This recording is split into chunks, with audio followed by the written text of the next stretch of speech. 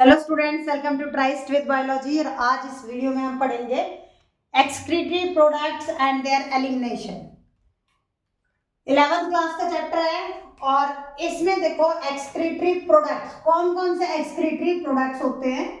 तो excretory product है, urea भी हो सकता है, नाइट्रोजनस वेस्ट भी हम इसको बोलते हैं, यूरिक एसिड और अमोनिया। एक्सक्रीटरी प्रोडक्ट पहली बात तो फैकल मैटर नहीं होता है। एक्सक्रीटरी प्रोडक्ट वो प्रोडक्ट है जो बॉडी ने प्रोड्यूस किया और बॉडी के लिए हार्मफुल है, वेस्ट है। बॉडी के एक्यूमुलेशन अगर बॉडी में हो जाता है, बॉडी में अगर वो जम जाता है और तो क्या होगा, डेथ कॉज कर सकता है। तो उसका एलिमिनेशन मतलब बाहर निकालना जरूरी है। बाहर निकालने के लिए एक सिस्टम वर्क करता है जिसको एक्सक्रीटरी सिस्टम बोलते हैं। तो उसको एक्सक्रीटरी सिस्टम पढ़ने से पहले हम ये पढ़ेंगे कि कौन कौन से प्रोडक्ट है। अब जिनमें urea as a excretory product होता है उनको हम बोलते हैं, एंड ऑर्गेनिजम्स को जो यूरिया एक्सक्रीट करते हैं उन्हें क्या बोलते हैं, यूरोटैलिक।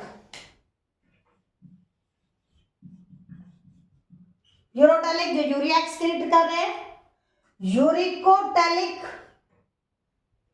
ये भी ऑर्गेनिज्म ही है। ये क्या होंगे, जो यूरिक एसिड करेंगे और जो अमोनिया रिलीज करते हैं, एक्सक्रीट करते हैं, वो अमोनोटैलिक।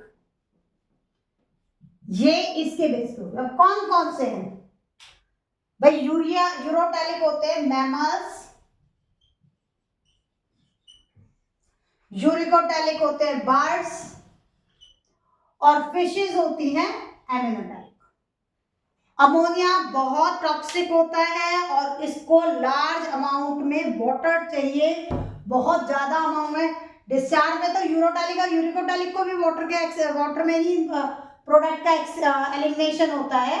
ये जो यूरिया है, यूरिक एसिड है या अमोनिया है, ये बहुत ज्यादा पानी में ही एक्सक्रीट करते हैं, तो डाइल्यूट फॉर्म में एक्सक्रीट करते हैं। लेकिन अमोनिया बहुत ज्यादा टॉक्सिक है, इसलिए इसको लार्ज अमाउंट में पानी चाहिए एक्सक्रीशन के लिए, और जो कि फिशेस तो पानी में ही रहती है तो वो उनको प्रॉपर हो जाता है। अब बात करते हैं हम एक्सक्रीटरी सिस्टम की। तो एक्सक्रीटरी सिस्टम के बारे में जब हम पढ़ते हैं तो सीधा है एक्सक्रीटरी सिस्टम में क्या आ गई, किडनी आ गई।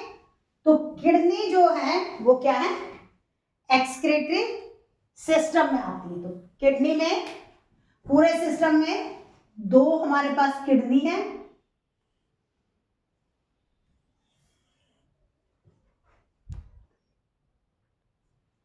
तो ये किडनी है, ये यूरेटर्स पाइप जो है, ये यूरिनरी ब्लैडर और ये यूरेथ्रा, ये मिलके सारे के सारे क्या बना रहे हैं, एक्सक्रीटरी सिस्टम बना रहे हैं। ये सिस्टम है, इसमें ये देखो ये बनाया किडनी का लार्ज स्ट्रक्चर बनाया रफली। तो किडनी में क्या क्या हो, देखो यहां पर हम बात करें तो किडनी रेडिश ब्राउन कलर की होती है।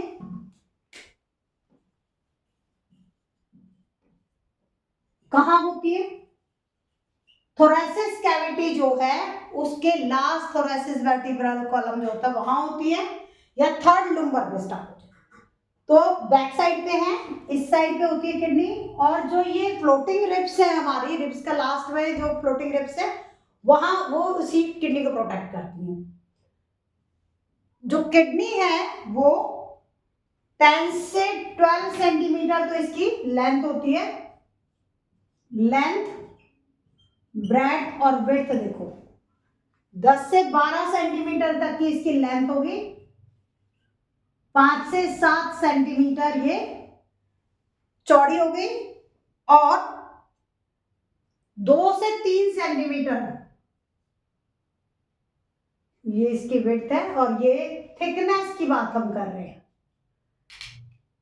2 से 3 सेंटीमीटर मोटाई होगी, मतलब लंबाई में 5 से 7 सेंटीमीटर, इस तरह से चौड़ाई में 10 से 12 लंबाई, 5 से 7 चौड़ाई, और मोटाई जो है मोटी कितनी है, 2 से 3 सेंटीमीटर, बस इतना ही इसका साइज होता है किडनी का।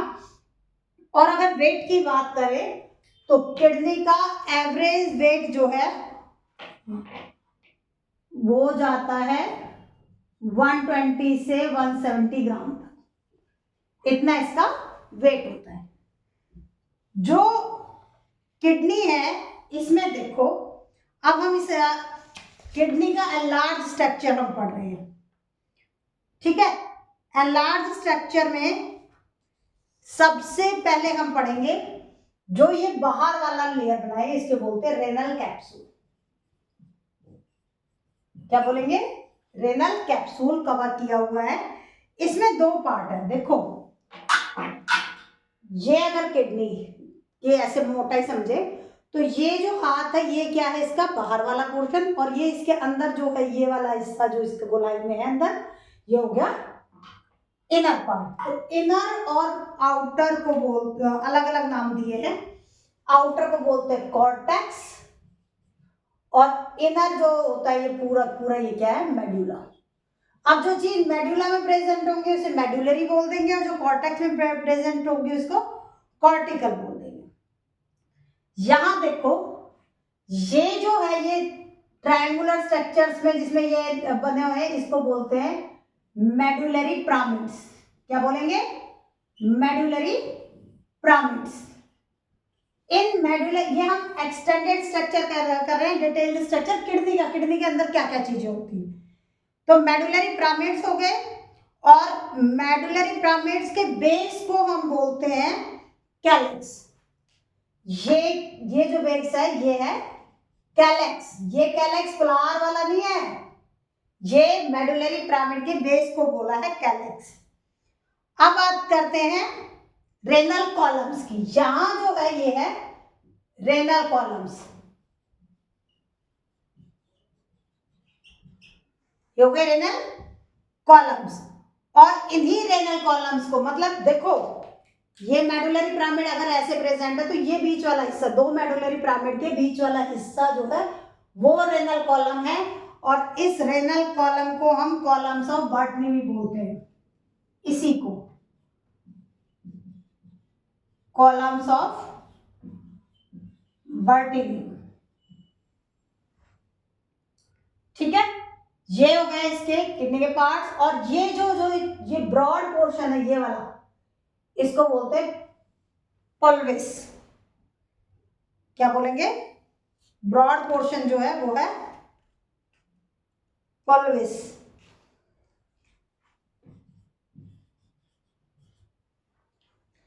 ये सारा स्ट्रक्चर हो गया है किडनी का।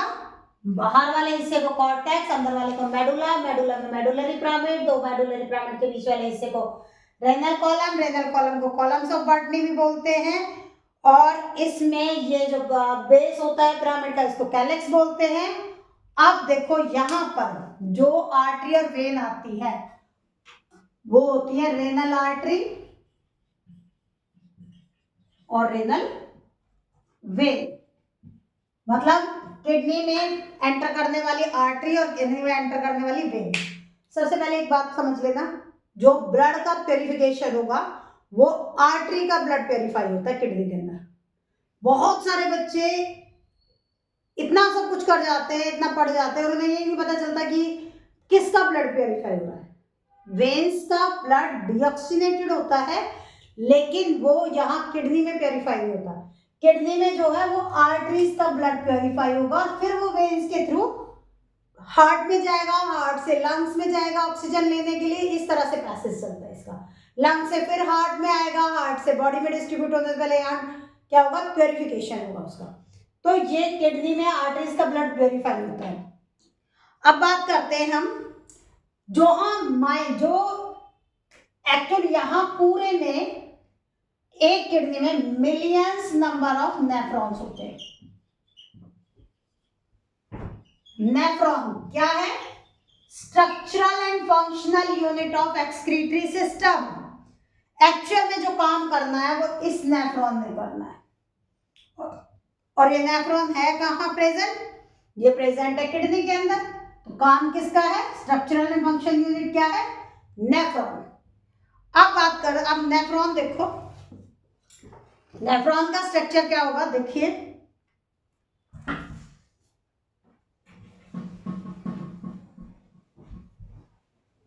नेफ्रॉन के स्ट्रक्चर में फंक्शनल यूनिट ये है, वही है नेफ्रॉन की।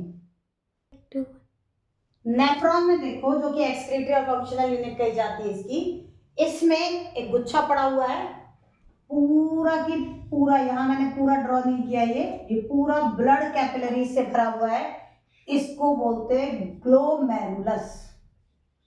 जो ब्लड यहाँ प्योरीफाई होगा वो ग्लोमेरुलस में आएगा।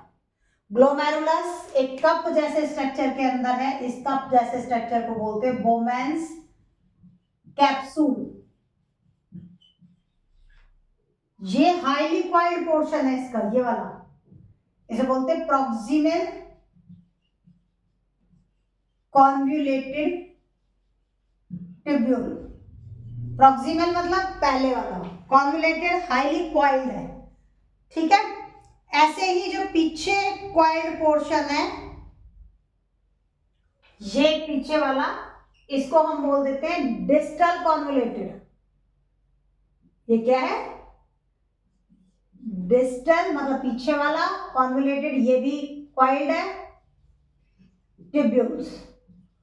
इसको डीसीटी और इसको पीसीटी। यहां ये यू शेप में हेयर पिन लाइक स्ट्रक्चर है, इसको बोलते हैं हैनलीज लूप। ये नीचे आ रही है इसकी, ये है डिसेंडिंग लिम्ब, नीचे जा रही है, ये ऊपर जा रही है, ये है असेंडिंग लिम्ब। मतलब एक टांग इसकी नीचे की साइड जा रही है, एक ऊपर की साइड जा रही है, तो इनके नाम भी अलग अलग रख दिए, हैनलीज लूप है। Ascending limb of Henle's loop, descending limb of Henle's loop. PCT, DCT, Bowman capsule, ये इसके पार्ट है। ग्लोमेरुलस गुच्छा पड़ा हुआ है जिसमें ब्लड आएगा और ब्लड फिल्टर हो जाएगा। अब यहां हम पढ़ेंगे टाइप ऑफ नेफ्रॉन। नेफ्रॉन की दो तरह की टाइप्स हैं कि कौन कौन सी तरह के नेफ्रॉन है। देखो, नेफ्रॉन जो है वो दो तरह के कौन से हैं? एक हो गया juxta medullary nephron, juxta medullary nephron. Medulla क्या था? जो अंदर वाला पार्ट था, किडनी के अंदर वाला पार्ट। और दूसरी टाइप है इसकी कॉर्टिकल नेफ्रॉन। जो ये है जस्टा मेडुलरी नेफ्रॉन, ये क्या है? देखो, यहां से यहां तक ये वाला स्ट्रक्चर, मतलब पीसीटी, डीसीटी, बोमेन्स कैप्सूल, और इसको ना बोमेन कैप्सूल और ये जो मिलता है ग्लोमेरुलस, इनको दोनों को कंबाइनली मालपीजियन बॉडी भी बोलते हैं इसको।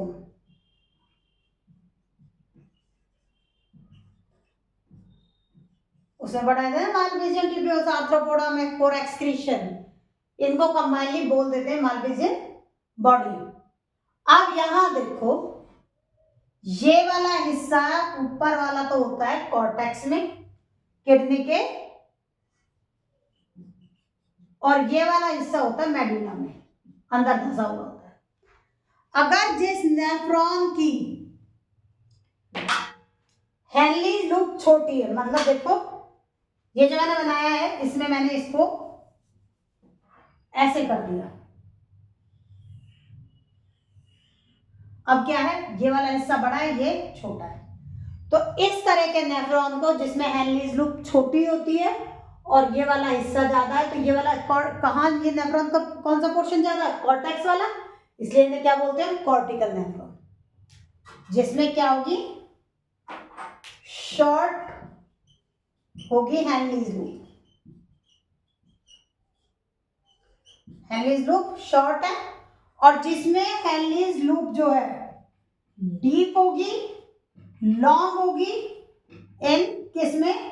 मेडुला में धसी हुई होगी, उसको बोलते हैं जस्टामेडुलरी नेफ्रॉन। अगर ये बिल्कुल और नीचे चली जाए और ये ऐसे हो जाए बिल्कुल, अब ये वाला हिस्सा बड़ा है, ये वाला उसका छोटा हो गया, तो इस तरह के नेफ्रॉन को हम बोलते हैं जस्टामेडुलरी नेफ्रॉन। तो दो तरह के नेफ्रॉन हो गए, कॉर्टिकल नेफ्रॉन और जस्टामेडुलरी नेफ्रॉन, और दोनों ही किसके बेस से डिवाइडेड है? हेलिज लूप के बेस पे डिवाइडेड है। अब हम पढ़ेंगे यूरिन फॉर्मेशन। यूरिन फॉर्मेशन मतलब यूरिन, अब हमने यहाँ कहा ना कि बोमेन कैप्सूल के अंदर फिल्ट्रेशन होगी, वो कैसे बनती है?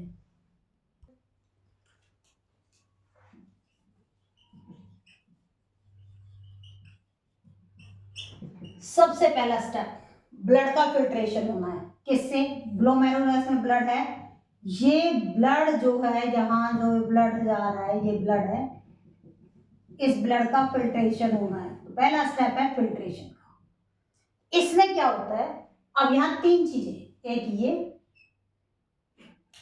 दूसरी ये, और तीसरी इनके बीच में, मतलब ग्लोमेरुलस, बोमेन कैप्सूल,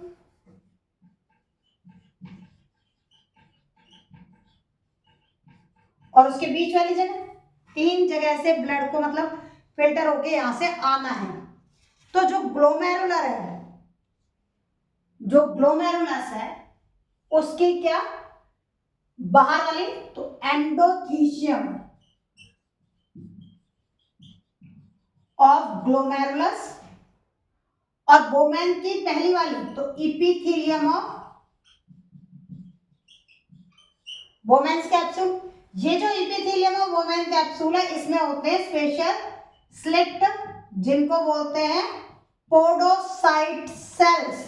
ये नीट में भी क्वेश्चन आ चुका है कि पोडोसाइट सेल कहाँ प्रेजेंट होते हैं, कहाँ प्रेजेंट होते हैं? पोडोसाइट सेल्स होते हैं इपिथेलियम ऑफ बोमेन्स कैप्सूल में प्रेजेंट होते हैं।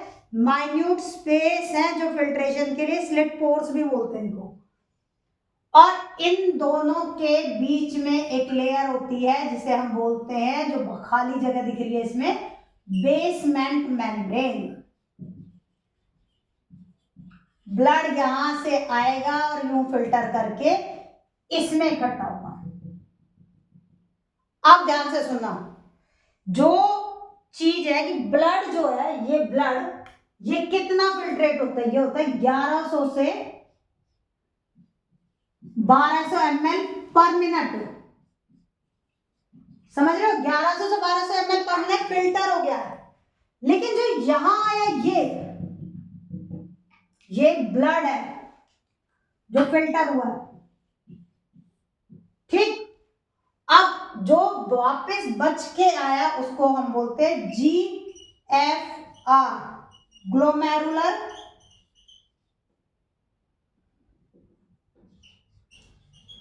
Filtration rate. ये कितना है?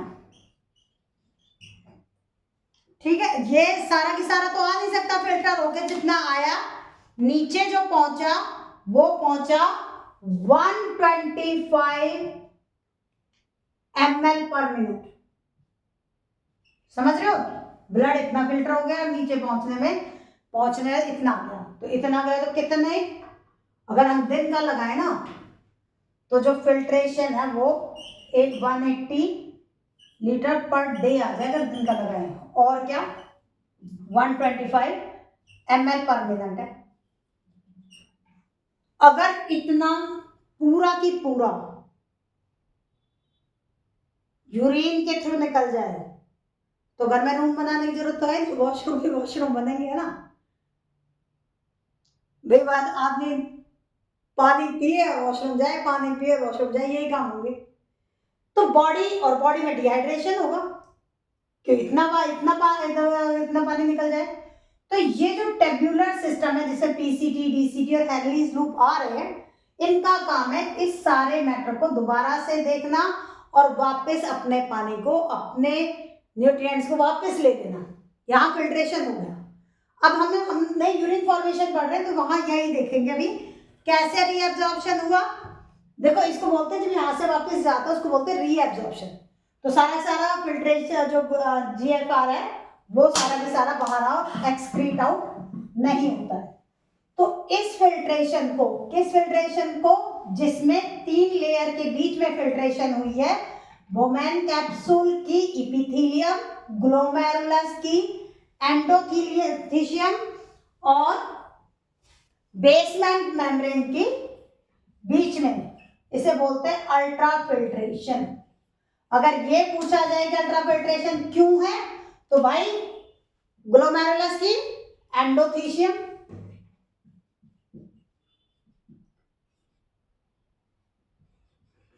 बोमेन और फिर यहां बीच में बेसमेंट मेम्ब्रेन और फिर पोडो, इसके क्या है, बोमेन कैप्सूल की, इपिथेलियम, इनके बीच में हो रही है, इसलिए इन तीनों लेयर के बीच में फिल्ट्रेशन हो रही है, इसलिए इसको बोलते हैं अल्ट्रा फिल्ट्रेशन। फिल्ट्रेशन रेट बता दिया।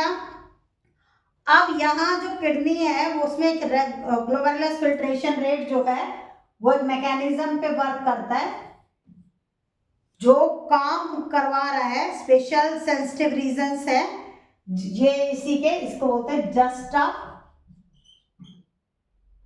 Glomerular apparatus.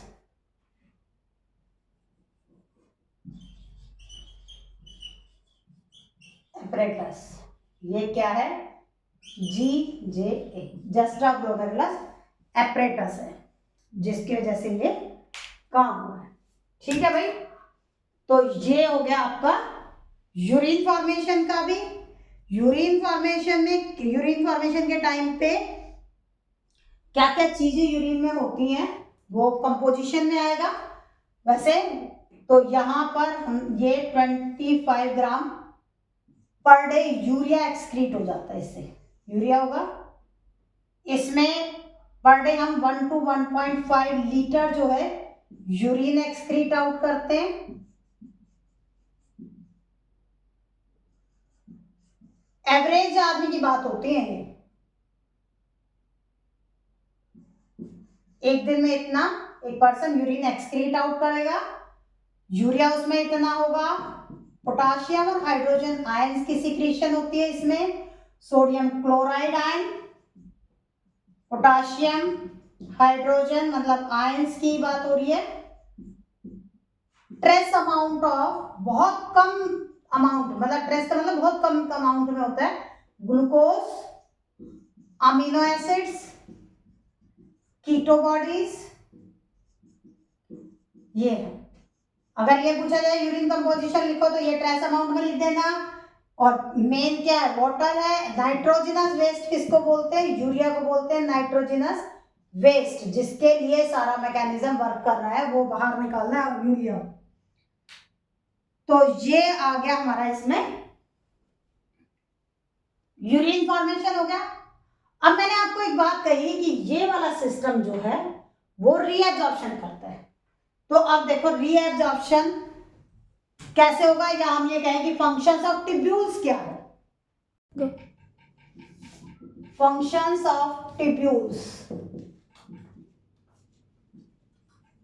या फिर रीएब्जॉर्प्शन कैसे प्रोसीजर हो रहा है, ये देखो इस तरह से हमने स्ट्रक्चर बना लिया थोड़ा एक्सटेंड करके।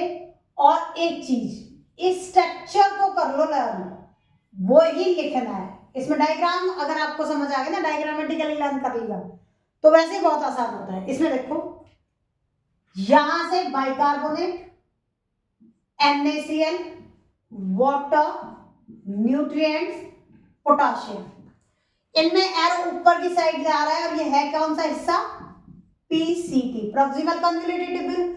यहां से तो फिल्टर हो गया, आ गया था ये सब। तो इनमें जब यहाँ है तो यहां से ये चीजें इस यूरिन में से वापस चली गई। जो ऊपर के एरो हैं वो ये दिखा रहे हैं कि ब्लड में चला गया सारा सामान वापस। कौन कौन सा सामान, बाइकार्बोनेट, NaCl, वाटर, न्यूट्रिएंट और पोटाशियम। ठीक है भाई। और अब नीचे की साइड देखो, नीचे ये दो चीज लिखी हुई है, हाइड्रोजन और अमोनिया। इसमें एरो ऊपर की साइड लग रहा है, इसका मतलब है इन्होंने ये सिक्रीट किया। यहाँ पर पीसीटी में ये दो चीजें इसमें ऐड भी हो गई, जरूर सारी चीजें एब्जॉर्ब हो रही है और ये क्या है, ऐड हो रही। अब डीसीटी में देखो, ये वाला हिस्सा क्या है, डीसीटी।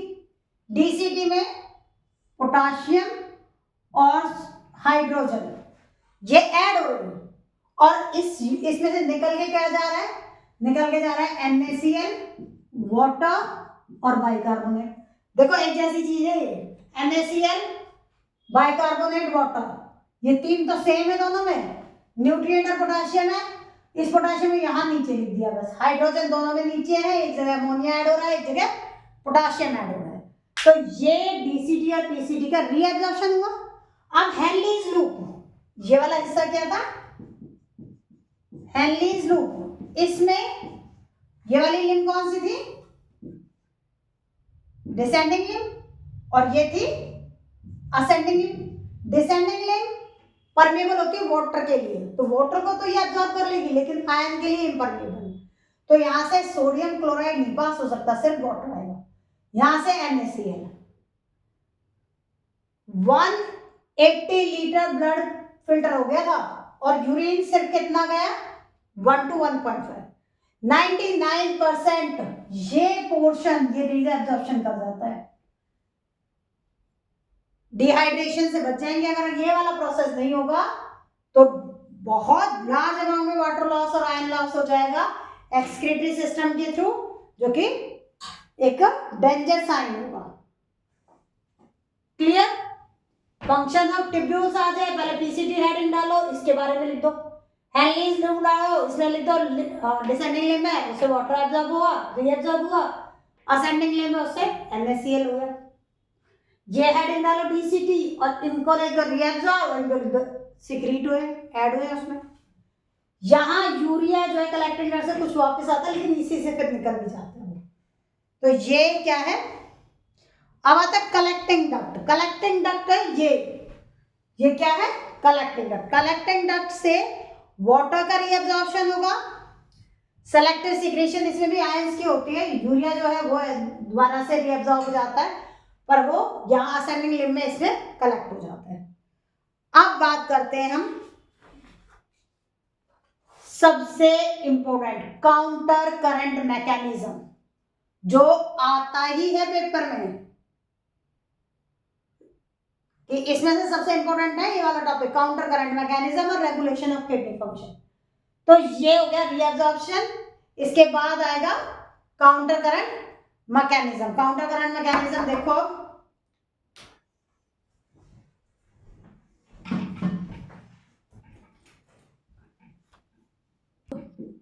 काउंटर करंट मैकेनिज्म मतलब होता है, काउंटर मतलब अपोजिट करना।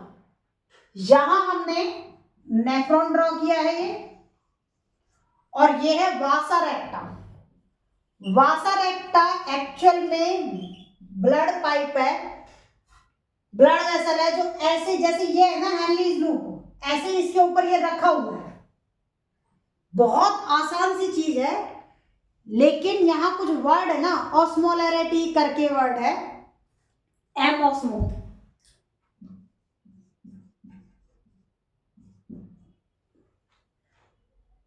एम ऑस्मोल पर मिलीलीटर। तो ये जो है ना, ये वर्ड कंफ्यूज करता है बच्चों को ज्यादातर।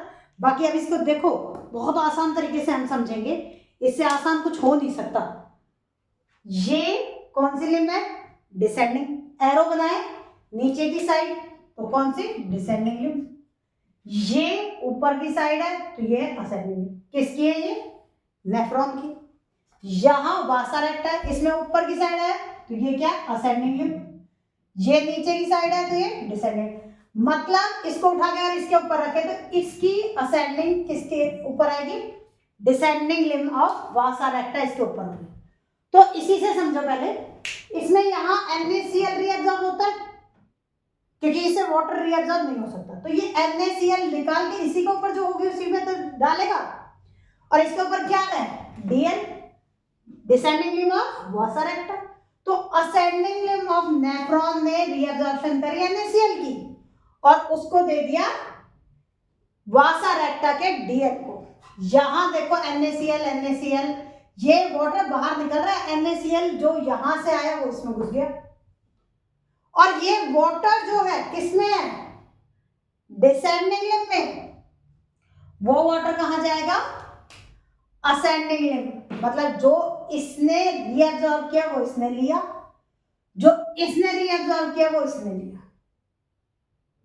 और यहां देखो ये 300 400 600 ये लिखे, यहां भी लिखे हैं हमने, ये होते मोल ऑस्मोलैरिटी, मतलब आयनिक कंसंट्रेशन होती है। जब नीचे की साइड आ रहे हैं तो आयनिक कंसंट्रेशन बढ़ती जा रही है, फिर यहां से असेंडिंग लिम्ब में जा रहे हैं तो आयनिक कंसंट्रेशन घटती जा रही है। सेम इधर है, आयनिक कंसंट्रेशन यहाँ नीचे की साइड बढ़ रही है और इसमें नीचे ऊपर की साइड घट रही है। तो मतलब काउंटर, मतलब अपोजिट है, एक दूसरे को काउंटर कर रहे हैं, वो ऐसे चल रहा है तो वो ऐसे चल रहा है, इसका असेंडिंग है तो इसका डिसेंडिंग है। नेफ्रॉन के असेंडिंग ने NaCl लिया, वासा रेक्टा के डिसेंडिंग को दे दिया।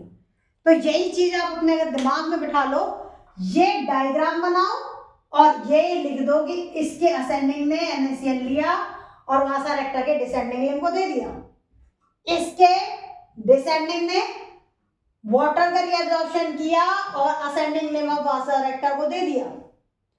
दो लाइन और ऐड कर देना, इसमें ऑस्मोलैरिटी जो है वो असेंडिंग लिम्ब में नीचे आ रही है तो बढ़ती जा रही है, बढ़ती जा रही है, डिसेंडिंग असेंडिंग लिम्ब में जा रही है तो बढ़ती जा रही है, डिसेंडिंग बढ़ती जा रही है। यहां वासा रेक्टा में डिसेंडिंग लिम्ब में बढ़ती आ रही है और असेंडिंग लिम्ब में ऊपर की साइड घटती जा रही है। बस ये चीजें लिखनी है आपने, और ये हो गया काउंटर करंट मैकेनिज्म। इस ये है जो आयनिक बैलेंस करता है, जो यूरिन में बहुत ज्यादा आयन रिलीज आउट नहीं होते हैं। और अब इसका जो टॉपिक है वो है next topic, regulation of kidney function. Regulation of kidney function में बेटा हम ये कह रहे थे JFR बढ़ता है, रीअब्जॉर्प्शन बढ़ जाती है, क्यों बढ़ती है? यहां हम सबसे पहले रीअब्जॉर्प्शन की बात करेंगे। पानी ब्लड से फिल्टर हो गया, हमने कहा 1100 से 1200 ml पर मिनट फिल्ट्रेशन आ रहा है ब्लड का। जब ब्लड इतना फिल्टर हो गया, पानी कलेक्ट वुमेन कैप्सूल में आ गया, तो बॉडी में क्या होगी, पानी की डेफिशिएंसी होगी। जब वाटर डेफिशिएंसी होगी तो एक्चुअल में ब्लड में क्या हुआ, ऑस्मोटिक प्रेशर बढ़ गया, ब्लड में प्रेशर बढ़ गया कि पानी कम है तो प्रेशर बढ़ेगा। प्रेशर बढ़ते ही जो ऑस्मोटिक रिसेप्टर है बॉडी में, उन्होंने हाइपोथैलेमस के जो पार्ट है उसको एक्टिवेट किया। तो हाइपोथैलेमस से दो सिस्टम वर्क करे, एक तो ये कि प्यास लगी, पानी की कमी होगी बॉडी में तो प्यास लगी, प्यास को हमने क्या किया, पानी पिया, कहते गला सूख रहा है, पानी चाहिए, बिल्कुल पानी चाहिए। क्यों? क्योंकि ये हाइपोथैलेमस वर्क कर रहा होता है उस टाइम में, तो वो बाहर से पानी की नीड पूरी हुई। दूसरा, तब रीअब्जॉर्प्शन होती है PCT, DCT और कलेक्टिंग डक्ट से। ये hormone ADH, anti diuretic hormone, जो कि पिट्यूटरी ग्लैंड से, हाइपोथैलेमस स्टिमुलेट करता है पिट्यूटरी को कि भाई कुछ कर, पानी की कमी होगी बॉडी में, सारा फिल्ट्रेशन हो रहा है। तो ये पिट्यूटरी ग्लैंड ADH सिक्रीट करता है, पिट्यूटरी ग्लैंड के न्यूरोहाइपोफाइसिस पार्ट से सिक्रीट होता है, और ये क्या करेगा, रीअब्जॉर्प्शन को बढ़ा देगा। रीअब्जॉर्प्शन बढ़ा मतलब ब्लड में पानी यहां से भी गया और ब्लड में पानी हमने बाहर से एंटर भी कराया पानी पीने के बाद, और उससे चीजें क्या होगी, नॉर्मल हो गया ऑस्मोटिक प्रेशर, ये नॉर्मल हुआ, फीडबैक चलेगा। फीडबैक कैसे, जैसे ये नॉर्मल हुआ इसकी सिक्रीशन बंद और हमें प्यास भी बुझ गई, तो प्यास बुझने को यहाँ लिख दिया क्विंचिंग ऑफ थ्रस्ट, और ये इनहिबिट हो गया ADH का रिलीज। फिर क्या होगा, अब ये JRF कैसे बढ़ गया, JRF कैसे बढ़ा वो अब देखते हैं। ये तो था किसका, किडनी रेगुलेशन में एक पार्ट। अब किडनी रेगुलेशन का दूसरा पार्ट, दूसरा पार्ट क्या है, JGA, अभी पढ़ा था, जस्टा ग्लोमेरुलस एपरेटस, जो मोमेन कैप्सूल और किसके, ग्लोमेरुलस एपरेटस जो ग्लोमेरुला है उससे मिलकर है, ये हिस्सा रिलीज करता है रेनिन। क्या कर रहा है, रेनिन रिलीज कर रहा है। अब जो ये रेनिन है, ये देखो, ये रेनिन का काम किया। एक है angiotensinogen,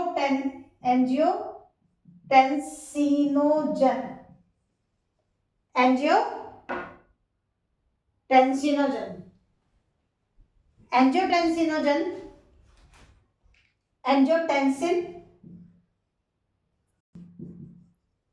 first and angiotensin second.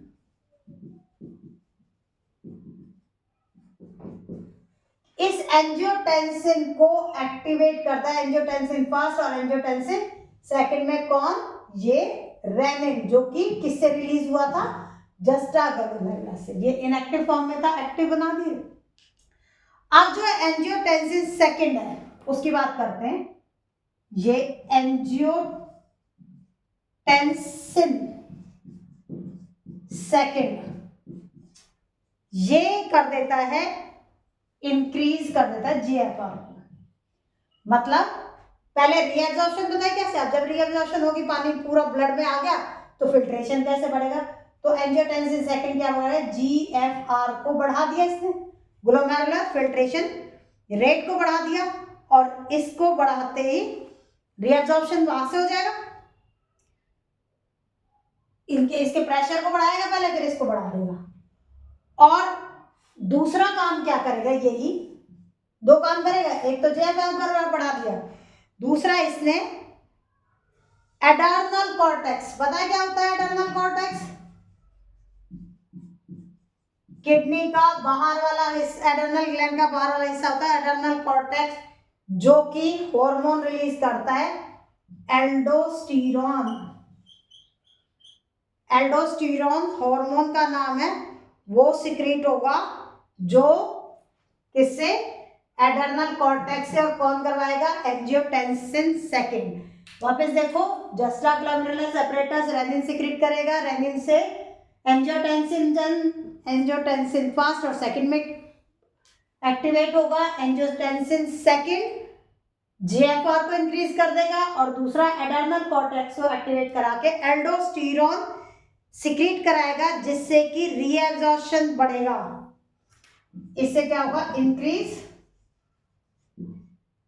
Reabsorption of किस किस का होता है रीएब्जॉर्प्शन? Water and ions. कहां से? डिस्टल पार्ट से। डिस्टल पीछे वाला पार्ट है, उससे रीएब्जॉर्प्शन आएगा। मतलब रीएब्जॉर्प्शन भी बढ़वा दिया और जीएफआर भी बढ़ गया यहां से। उधर से पहले वाले सिस्टम में क्या पढ़ा हमने कि किस तरह से वो कहां पर ब्लड के अंदर जो प्रेशर आया था, ऑस्मोटिक प्रेशर, वो कैसे रिलीज हुआ था कि बाहर से भी पानी डालना पड़ा था, रीएब्जॉर्प्शन बढ़ गई थी। तो वो रीएब्जॉर्प्शन कैसे बढ़ाई कि पानी ज्यादा फिल्टर हो गया था, और यहाँ फिल्टर क्यों हुआ वो बता दिया। तो ये किडनी फंक्शन हो गया। अब एक बात देखो, जो किडनी में फिल्ट्रेशन होता है ना, बहुत रैपिड चलता है। तो रैपिड चल रहा है तो इसका मतलब ब्लड प्रेशर भी ज्यादा है। किडनी में सबसे ज्यादा ब्लड प्रेशर होता है, जिसको अगर ऐसे कि ऐसे ब्लड हार्ट में चला जाए तो हार्ट में ब्लड प्रेशर बढ़ जाएगा, क्योंकि किडनी के पास ब्लड प्रेशर ज्यादा था और वो हार्ट जो है ना बर्स्ट कर सकता है, उससे इतना प्रेशर होता है। एक कहावत है, सवारी अपने सामान की खुद रक्षा करे, मतलब खुद देखभाल करे, सावधान रहे। तो हार्ट को पता है कि भाई अगर किडनी ने इतना ब्लड प्रेशर, इतने प्रेशर से ब्लड मेरे पास भेजा तो मेरे को दिक्कत है। तो हार्ट जो है वो इस प्रेशर को रिलीज करने के लिए स्पेशली आर्टरिया जो है इसका, या आर्टरियम ऑफ हार्ट, वो रिलीज करता है ANF, एट्रियल